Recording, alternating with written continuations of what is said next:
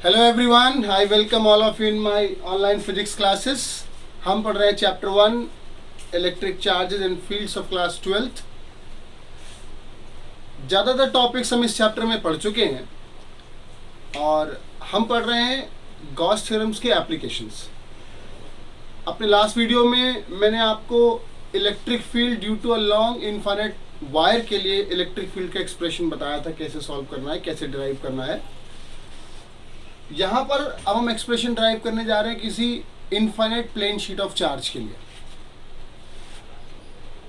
First of all we must know what is this infinite plane sheet of charge. ये एक ऐसी sheet है, एक ऐसा सरफेस है जिस पर चार्ज यूनिफॉर्मली डिस्ट्रीब्यूटेड है, और इस infinite plane sheet of charge के लिए ही हम expression of electric field calculate करेंगे। देखिए, this difference we should know, this we are not calculating the electric field due to a point charge. यहां पर हम इलेक्ट्रिक फील्ड कैलकुलेट कर रहे हैं किसी इनफाइनाइट प्लेन शीट के लिए, और इस इनफाइनाइट प्लेन शीट के लिए जिसकी सरफेस चार्ज डेंसिटी सिग्मा है। क्या है? Surface charge density sigma. I hope you all have remembered what is surface charge density. It is charge per unit area. It is charge per unit area. अब हमको ये क्यों consider करना पड़ा? क्योंकि यहाँ पर पॉइंट चार्ज की बात हम नहीं कर रहे हैं, यहाँ पर हम बात कर रहे हैं उस शीट की जिस पर चार्ज यूनिफॉर्मली डिस्ट्रीब्यूटेड है। Due to this infinite plane sheet of charge हमको सबसे पहले ड्रॉ करना पड़ेगा एक गॉसियन सरफेस। इस गॉसियन सरफेस के लिए हम ड्रॉ करेंगे एक सिमेट्री, और इस सिमेट्री के अकॉर्डिंग अगर हम देखें तो जो गॉसियन सरफेस इसका बनेगा वो बनेगा सिलेंडर। क्या बनेगा? एक सिलेंडर फॉर्म होगा, और इस सिलिंड्रिकल गॉसियन सरफेस की मदद से हम electric field due to infinite plane sheet of charge calculate कर पाएंगे, है ना? अगर हम एरिया वेक्टर की बात करें तो ये इस तरफ होगा, ये इस तरफ भी होगा, ठीक है। Electric field lines always perpendicular to the surface, तो यही डायरेक्शन आपके इलेक्ट्रिक फील्ड की भी होगी, ठीक है ना। देखिए हम कैसे कैलकुलेट करेंगे electric field due to infinite plane sheet of charge. Since it is the application of Gauss theorem, so we will apply Gauss theorem here, and we all know what is Gauss theorem. Phi is equals to q upon epsilon naught. In this Gauss theorem, we have to calculate this flux. जैसे कि आपको याद होगा हमने flux calculate किया था किसी infinite long wire में, उसका सिलिंड्रिकल गॉसियन सरफेस बनाया था, और सिलिंड्रिकल गॉसियन सरफेस के लिए हमने फ्लक्स कैलकुलेट किया था। तो यहाँ पर भी हम बिल्कुल वैसे ही करेंगे। अगर हम इसके तीन सरफेसेस कंसीडर कर लें, ये सरफेस फाई 1, ये सरफेस फाई 2, और ये वाला सरफेस फाई 3, तो टोटल फ्लक्स आप कैलकुलेट करेंगे phi 1 plus phi 2 and plus phi 3, and that is equals to q upon epsilon naught. ठीक है। अब फाई 1, फाई 2 और फाई 3 की वैल्यूज यहां पर पुट करिए। क्या वैल्यूज होंगी? जो फ्लक्स की डेफिनेशन है उसके अकॉर्डिंग ही तो हम फ्लक्स की वैल्यूज यहां पर पुट करेंगे, इसका मैथमेटिकल फॉर्मूला लिखेंगे, और ये है वो मैथमेटिकल फॉर्मूला।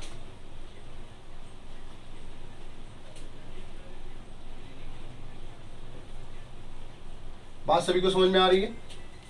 ठीक है।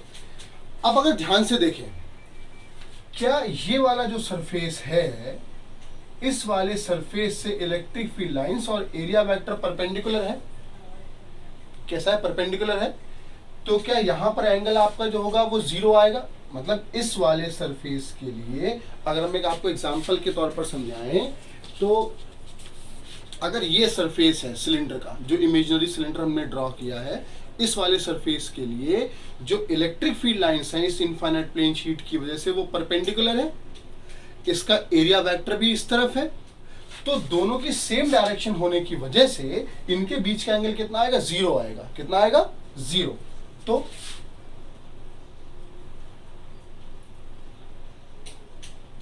It becomes cos 0।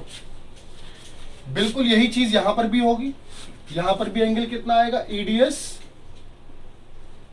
cos 0 plus, अब जरा यहां पर आ जाइए, इस कर्व सरफेस के लिए अगर हम कैलकुलेट करेंगे एरिया वेक्टर, क्योंकि ये यही पोर्शन तो हुआ, देखिए अगर हम इस पूरी की पूरी शीट में एक क्रॉस सेक्शनल सिलेंडर ड्रॉ करते हैं तो वो इतना पोर्शन ही तो हुआ, और इतने पोर्शन के लिए ये आपका सरफेस है, और इस सरफेस के अगर अलोंग ही हम कैलकुलेट कर रहे हैं इलेक्ट्रिक फील्ड की डायरेक्शन, तो वो तो हो जाएगी परपेंडिकुलर, यानी कि 90 डिग्री।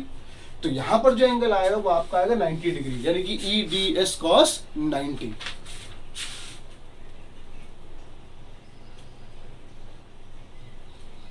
और equals to Q upon epsilon naught. ये तो 1 होता है, ये 1 होता है, और ये cos 90 की value 0।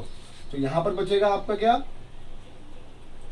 EDS plus EDS and plus that is 0, तो no need to write here 0, equals to Q upon epsilon naught. क्या यहाँ पर इलेक्ट्रिक फील्ड कांस्टेंट है? इतने एरिया में जहां पर हमने गॉसियन सरफेस बनाया है, remember the Gaussian surface definition, कि electric field distributed uniformly, it is constant till the Gaussian surface. तो इलेक्ट्रिक फील्ड बाहर आ जाएगा, यहां से आ जाएगा ना। और इंटीग्रेशन ऑफ ds अगर मैं करता हूं तो it should be total area, it should be total area. तो if it is A into A I write, plus it is, if I write A into A, which equals to Q upon epsilon naught, and if I'm not wrong, it must be 2 into E into A is equals to Q upon epsilon naught. Now, we are not calculating for a single charge, for a unit charge. Here we are calculating for the charge which is uniformly distributed on this surface. Then, remember, sigma is equals to charge upon area. Then what is the value of Q? It should be sigma into area, sigma into area.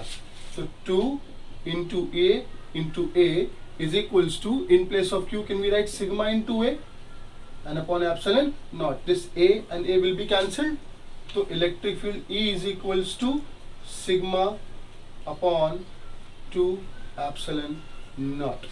That is the electric field intensity due to infinite plane sheet of charge. Okay, so let us recall from the starting onwards.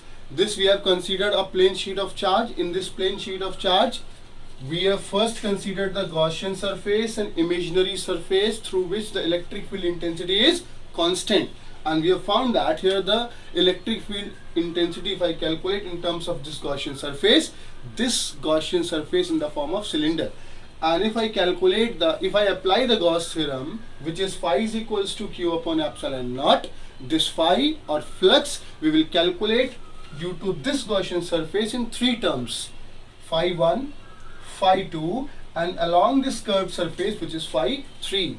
Since this phi 1 and phi 2, these two flux when we calculate, for that the angle between electric field lines and the area vector is 0. So it must be cos 0 and cos 0. And for this surface, for this curved surface, if I calculate, for this it will be 90 degree. So here I write 90 degree. As we all know, according to the mathematics, cos 0 is always 1 while the cos 90 is 0.